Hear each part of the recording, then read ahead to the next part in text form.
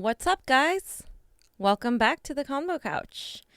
I am extremely excited today because we just got approved for monetization on YouTube, and we've been fighting for it for a while. If you guys recall, YouTube denied it, and we were still doing this thing and just trying to get everybody to donate on our Patreons. But starting tomorrow, Pasta and I are going to do a live show. He's also going to have someone he's interviewing.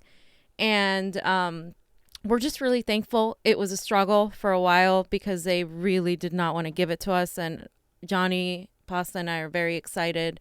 I wanted to do a really quick live stream today because I wanted to talk about what's been going on with the Working Families Party endorsing Elizabeth Warren. But before I get into that, let me just make sure that I can pull up the stream, unless you want to monitor it, Jonny. Okay. So I just want to, whoever wants to be the first to donate to us via the monetization, send us a super chat. That would be awesome. Pasta's not here today, but tomorrow, like I said, we're going to have more of like a hype show. I wanted to start a little short live stream to pretty much focus on this. So let's get started. So today, the Working Families Party, it came out that they decided to endorse Elizabeth Warren via a very superdelegate-like process. So the party that is representing working families has endorsed the candidate that's preferred by Third Way, has taken corporate money from big dogs, and is pandering as a progressive who funneled money from her Senate campaign into her POTUS campaign, who is the establishment's chosen one, as you can all see thus far, who's going to take corporate PAC money in the general, who has admitted to that, who has backed off Medicare for all. Her plan is not Medicare for all, who is terrible on foreign policy, has had a very pro-military agenda, talking about, green bombs and how to make our military more green, which superficially sounds good, but it's really just another way of having a pro-military industrial complex platform. And, so let's look at what they say. Let's look really quick at what they're saying. So here's the article. The Working Families Party endorses Warren in blow to Sanders. Of course, Politico decided to frame it this way, but actually it quite is a blow because in 2016 they endorsed Bernie Sanders. So I wanted to highlight this part right here. Senator Warren strikes fear into the hearts of the robber barons who rig the system and offer hope to millions of working people who have been shut out of our democracy and our economy. Maurice Mitchell, the National Party director, said in a statement. Who are we kidding? Does Elizabeth Warren really strike fear into the hearts of the robber barons? If she really struck fear into the hearts of the robber barons, she would absolutely not be supported by Third Way. She would absolutely not be propped up by the mainstream media. She would absolutely be attacked and demonized the way someone like Tulsi Gabbard is. Because that's the reality of the situation. I don't really know who they think they're kidding over here. The party also talked about how, here, let me just read it to you guys. If our focus is on victory, and this is the same national director who said this, we can't be delusional about it. You don't defeat the moderate wing of the Democrats through thought pieces or pithy tweets. You defeat their politics through organizing. Now, Maurice Mitchell, who said this, clarified later and said, oh, that wasn't a dig at Bernie Sanders. We just want to make sure, blah, blah, blah. But the reality is that is directly a dig, if not to Bernie Sanders, to his campaign, which his communications people, his the people who do the media for Bernie, the journalists who are very trusted. I really trust Brianna Joy Gray and David Serrata. So yes, technically they could be talking about them, but let's be real here. Bernie Sanders is the organizer in chief. I mean, he's an organizer. He is an activist who has been on the streets since day one fighting for justice, and who would be amazing for a lot of us organizers and activists to see someone like that in office, because we really haven't had someone like that in office of the presidential office to say. And for them to not just deny Bernie the nomination when he literally works for working people. He literally gets the most donations from people of color, women, and working class people. When literally Elizabeth Warren, statistically, we've talked about it on this show, gets more donations from affluent, middle to upper class white people. And there's nothing against, obviously, I'm not here to talk about, the racial bias, but I'm here to talk about the us, not me, like the working class versus the corporate elite class. You, as a working families party, should be looking at what your constituents support. And here's the thing. The constituents largely supported Bernie Sanders, and I'm going to go over how that is. And to me, the fix is in. This is how it's going to go. So let's focus here right now, because all of the polling recently and all of the mainstream media has been propping up war. And as I said, here's a Morning Consult poll where they're talking about how the report says that she is steadily rising after the Houston debate.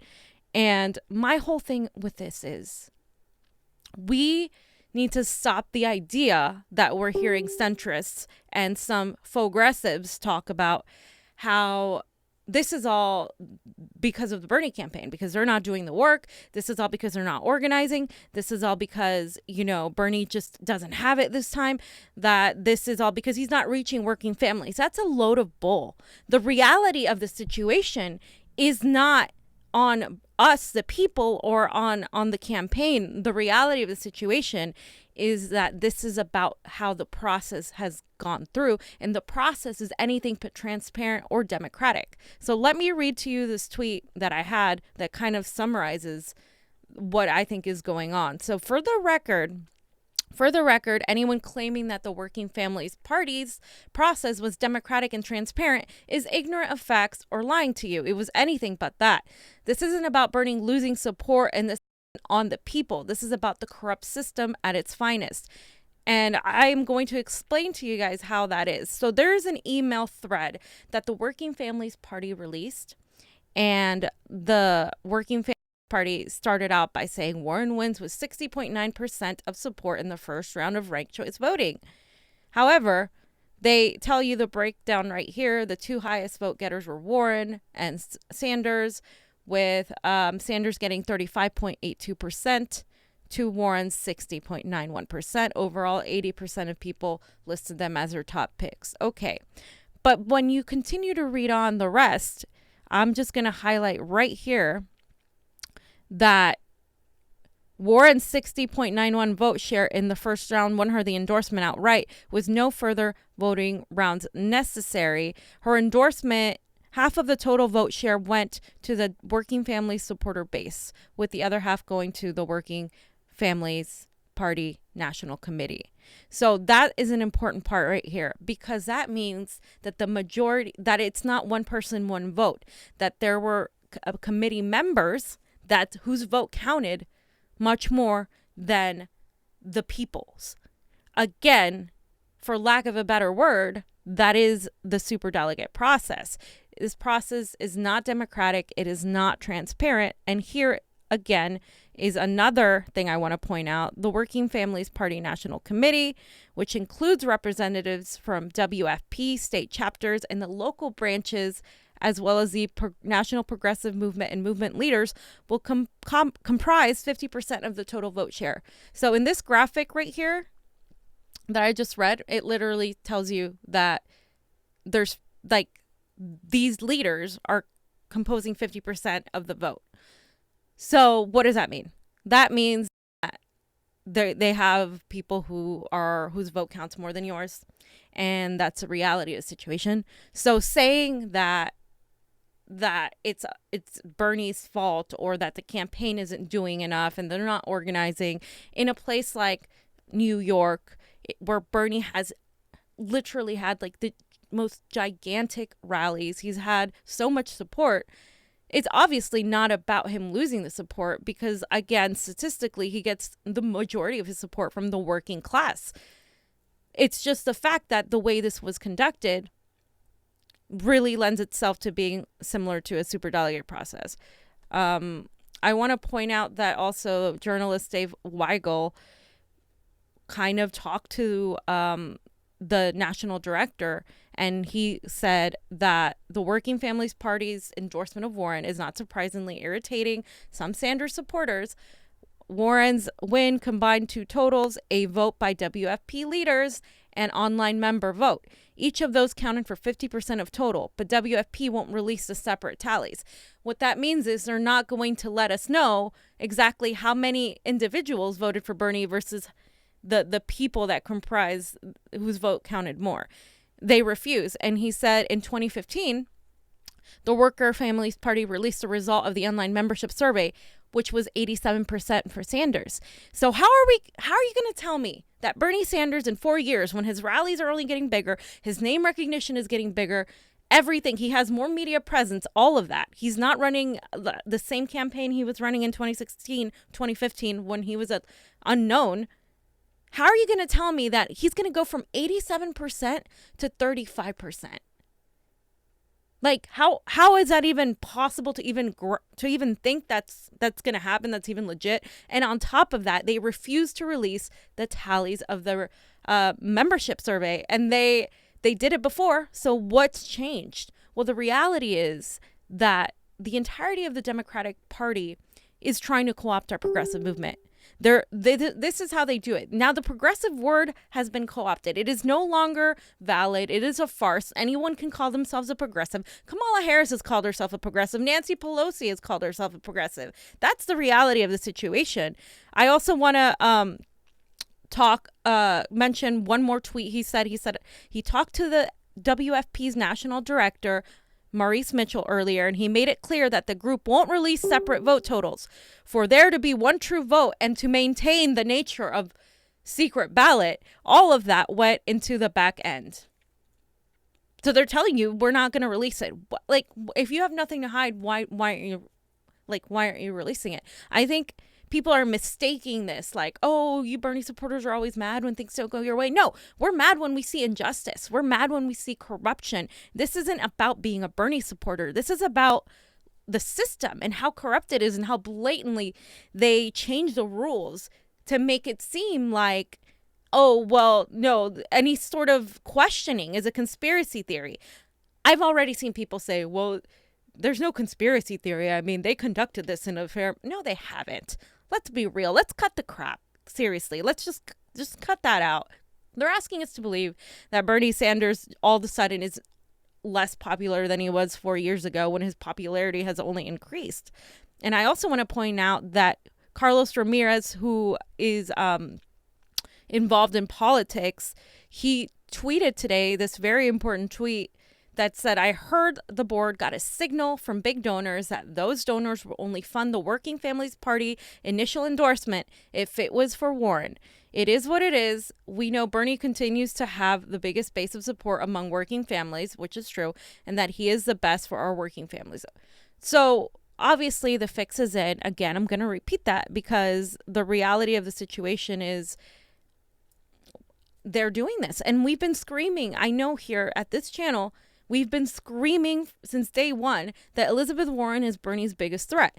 Initially, the chosen one was Kamala Harris after Tulsi Gabbard so amazingly destroyed her.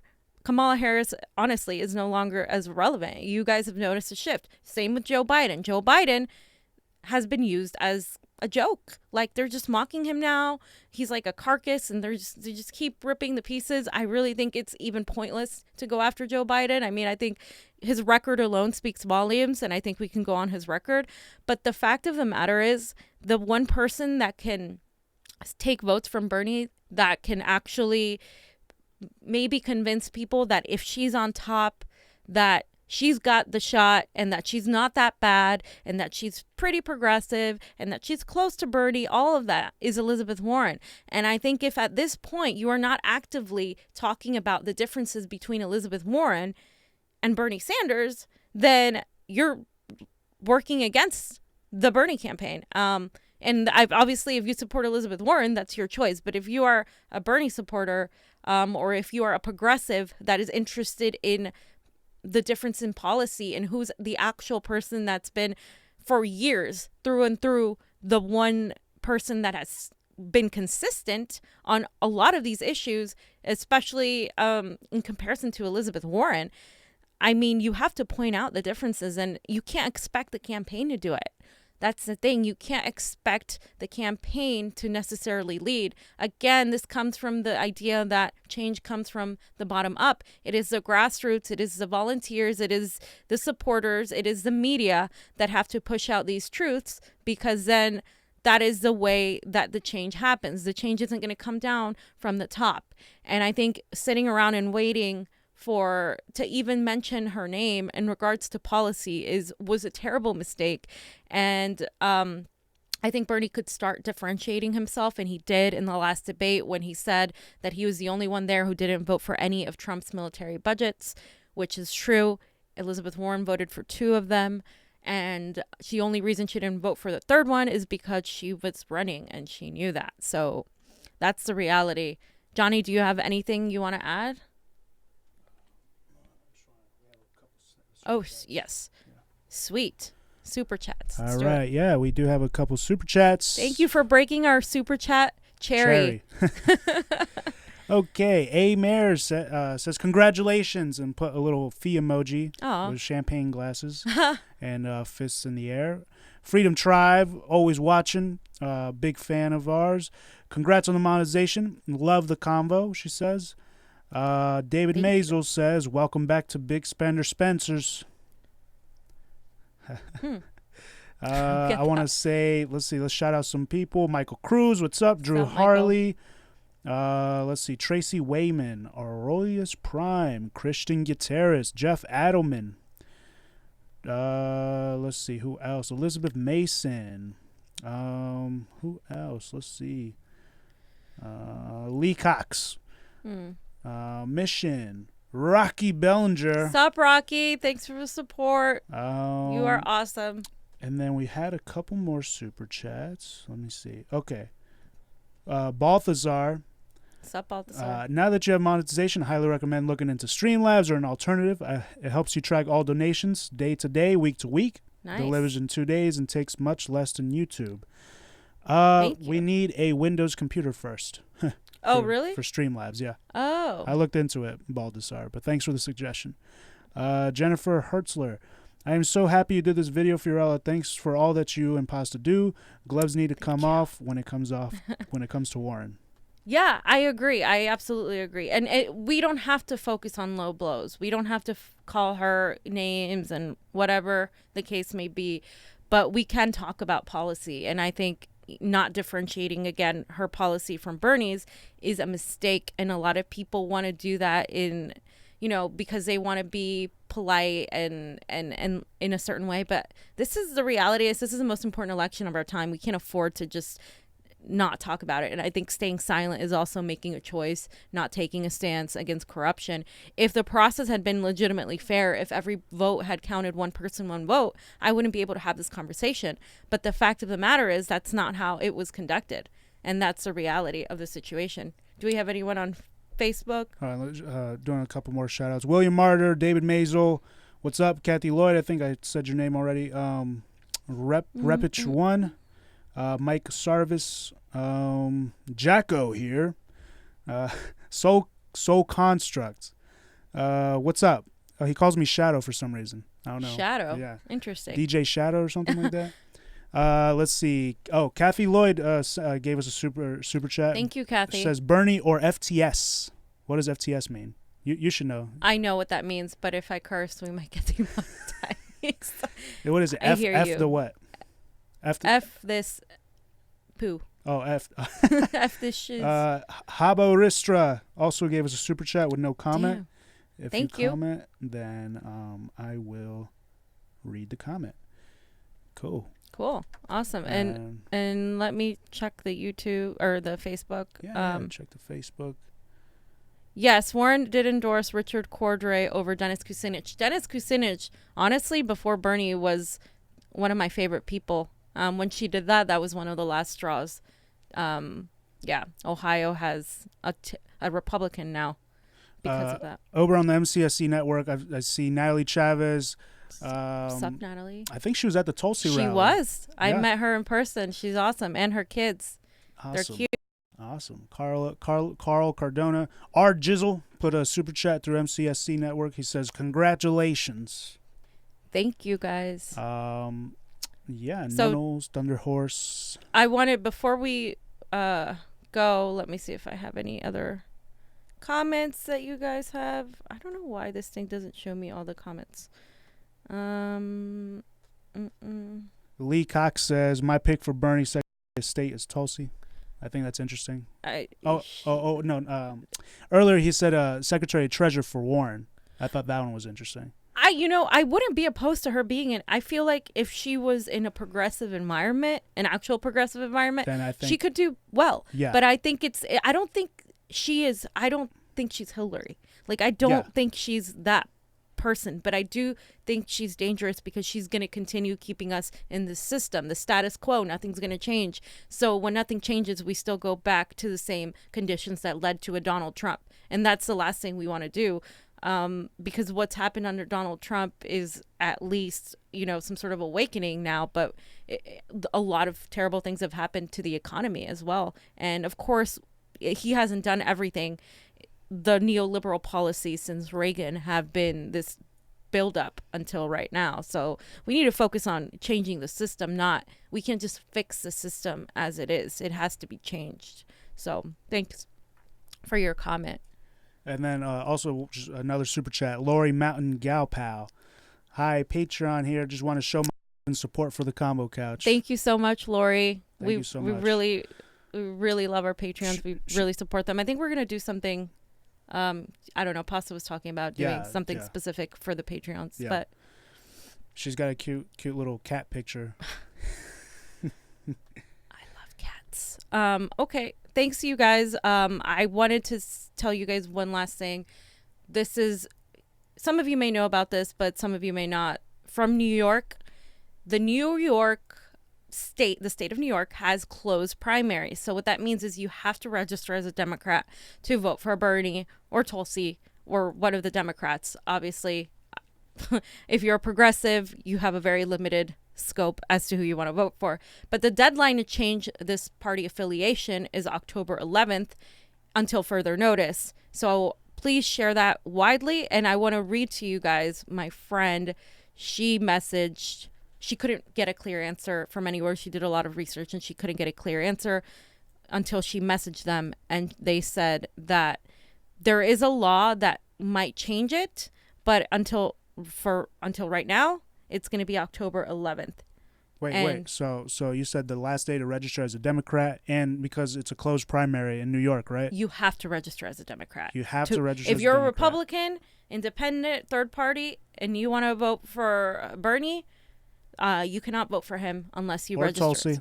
Or Tulsi as a Democrat, unless you register by October 11th, which is in less than a month. And I have barely seen this information out. I know the Bernie campaign released a graphic, but they're about the only campaign that I've seen release a graphic. So whoever you support, just make sure to know that I think primaries are far more important now, because if a lot of Republicans, we can get to vote as a Democrat. We can get independents and third party people. As much as you hate the Democratic Party, and I'm going to say this before I go, as much as you hate the Democratic Party, it is always easier to vote for the nominee or your choice if you register as a Democrat. I was an independent. I was green before as well. I registered as a Democrat recently because of what happened in California last time around. I don't want that to happen again. We have a jungle primary, which is different than New York, but still things happen. You would get a provisional ballot and all of these things in California. So we don't want that to happen. But New York is worse because you only have until October to change your affiliation. So we want New York to go to win for a progressive, and that's the reality. And unfortunately, this is the system we're stuck in. So yeah, it sucks that it has to be that way, like that they make you go through all these hoops, but that's what it is. Did you want to say something, Johnny? Freedom Tribe was asking, what about the deadline in California? Okay, so you can register accordingly and switch your affiliation up until the day of. That is what they're saying. Well, I just looked up something. It says voter registration. In California, the deadline to register to vote for any election is 15 days before Election Day. So please register early. But is March 3rd the primary? Yes. Okay. But they edited it to where you can register if you haven't been registered until the day of. That's what we were told at the election, at the voting poll thing. Oh, okay, yeah. Yeah, so they edited that. But that's still, right, don't just do it ahead of time, because I don't trust anything at this point. And we're going to have more regarding the polling machines, regarding all of these things that are happening. Absolutely, yeah. Yeah, there's a lot going on with that. It doesn't seem like it's open source, but we have to do a whole separate stream on that. Anybody else? Anything else, Johnny? No, that's it. Yeah, I just wanted to do a short show, you guys, but tomorrow we'll be back with Pasta. We're going to talk some foreign policy. He's going to interview somebody as well, and then we'll have more. So thank you guys for watching. Thank you guys for the super chats. Thank you guys for supporting us, and I will see you very soon. Share this video. This is important information. Please get it out there. Let your outrage speak in a way that is constructive, but still it's okay to be angry, and it's okay to use that anger to make things happen. Go outside, donate to Bernie, donate to Tulsi, go canvas, do your things, and don't let this bog you down. This would just give you more of an impulse to fight the power. So thank you guys. Thanks for tuning in. Bye guys. CONVO out. Peace.